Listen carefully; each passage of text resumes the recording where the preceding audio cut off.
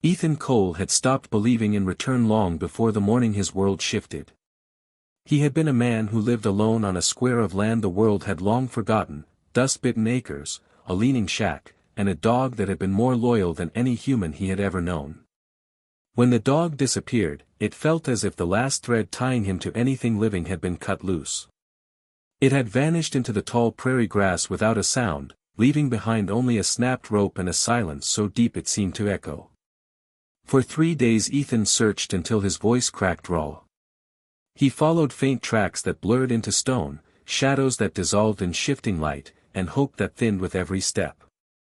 When the third night fell, heavy and empty, he stood beneath the vast Texas sky and told himself the truth he had been avoiding: nothing was coming back. After that, Ethan lived like a man who had turned his back on expectation. Hope was a luxury he couldn't afford. Hope made the nights too long, the wind too sharp, the memories too loud. So he built his days from repetition. Fixing fence posts that didn't need fixing. Cleaning a rifle already spotless. Running his fingers over tools as if touch alone could keep him anchored to something real. Sometimes he spoke aloud to quiet rooms simply to pretend the walls still remembered him. The dog had been more than an animal. It had been the last piece of loyalty in a world that had taken too much. People had drifted out of his life like smoke slipping through open fingers. The town had moved on without him. Even the land seemed tired of carrying his footsteps. But the dog had stayed, until the day it didn't. Weeks blurred together, carrying him from sunrise to sundown with no intention in between. Loneliness settled over the shack like dust, creeping into every corner. Silence became permanent, a second skin he no longer noticed. Then, one ordinary morning shaped like all the others, everything changed. Ethan was bending over a cracked leather strap at his workbench when he heard it, a faint scrape near the doorway. The sound was so familiar his heart rejected it before his mind even tried to believe. He froze. The world stilled. Then, driven by something deeper than thought, he moved. When he threw open the door, his life tilted. The dog stood there.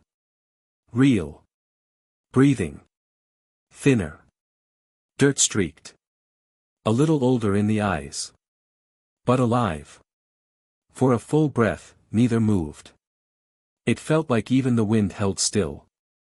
Then the dog stepped forward, slow and purposeful. Ethan's knees hit the dirt before he felt them fall. His hands trembled as they burrowed into warm fur. A breath tore from his chest, raw, broken, almost like a cry, as if someone had pulled him up from drowning. He pressed his forehead to the dog's head, whispering its name into the dusty morning light. The silence he'd carried for weeks cracked open. But the reunion did not remain whole for long. The dog stiffened suddenly. Its body shifted from relief to warning. Its gaze locked onto the tall grass beyond the clearing. That was when Ethan saw her.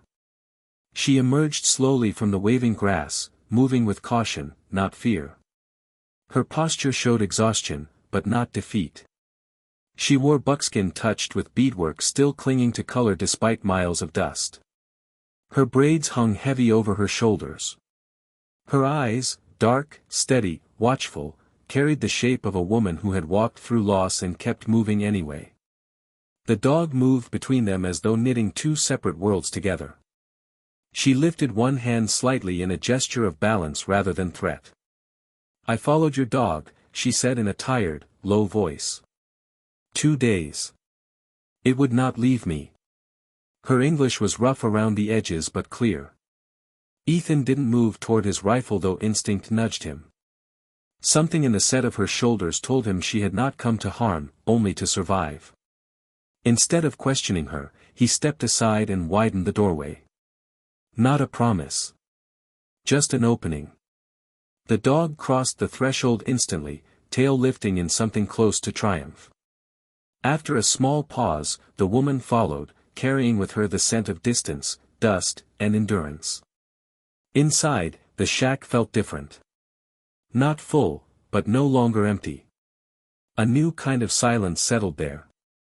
The kind that had room for another heartbeat. Ethan poured water into a tin cup and set it before her without speaking. She drank slowly, hands trembling just enough to reveal how long she had been without safety. No names passed between them. No explanations. They were two people carrying pasts that refused easy telling. The dog lay near the doorway, watchful, as if still guarding what it had nearly lost.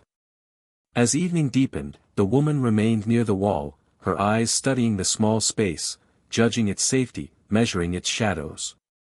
Ethan moved through his usual routines, but now with an unfamiliar awareness. Every footstep felt louder. Every breath no longer belonged solely to him. He noticed the thinness of her wrists beneath the fringe of her sleeves. The exhaustion that pulled at her posture. And something inside him shifted, not pity, but recognition. He knew what it felt like to live past the moment when everything had already been taken. Night fell thick and moonless. Outside, the land stretched cold and indifferent, but inside the shack a fragile shape began to form, something small, unspoken, and uncertain. Ethan watched her and the dog, realizing with a surprising ache that the return he had been given was more complicated than he expected. The dog had come home, but not alone.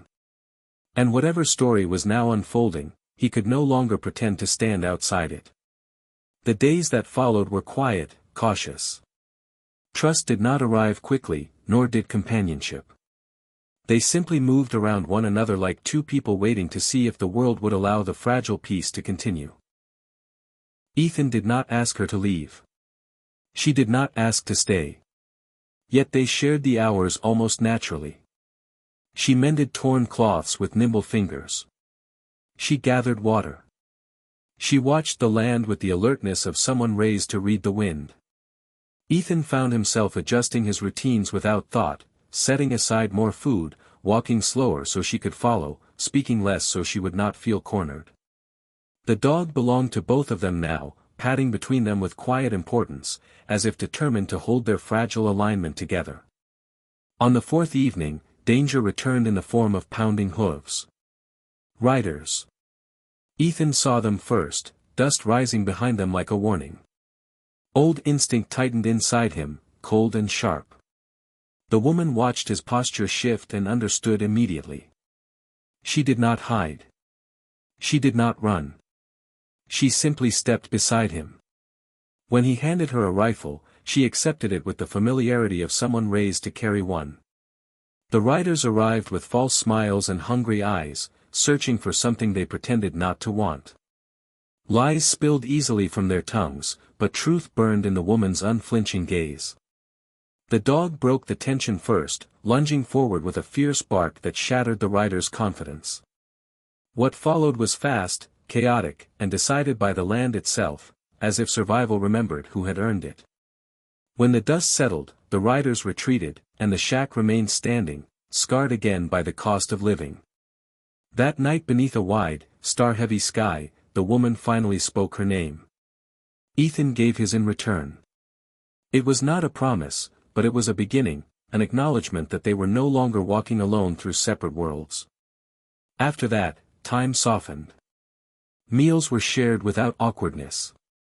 Quiet laughter occasionally replaced silence. The woman stopped carrying herself like someone who might be turned away. Ethan stopped bracing for the next loss. The dog slept at the center of it all, the living stitch that had woven two broken lives together. When the season shifted and the air tasted of change, Ethan and the woman stood on the porch, watching the land stretch outward. It no longer looked endless in the lonely way it once had. What they had lost had not returned in its original form, but something stronger had taken its place. Something chosen. Something rebuilt. The dog rested at their feet, finally content. And Ethan understood that the world, against all odds, had given back something greater than it had taken.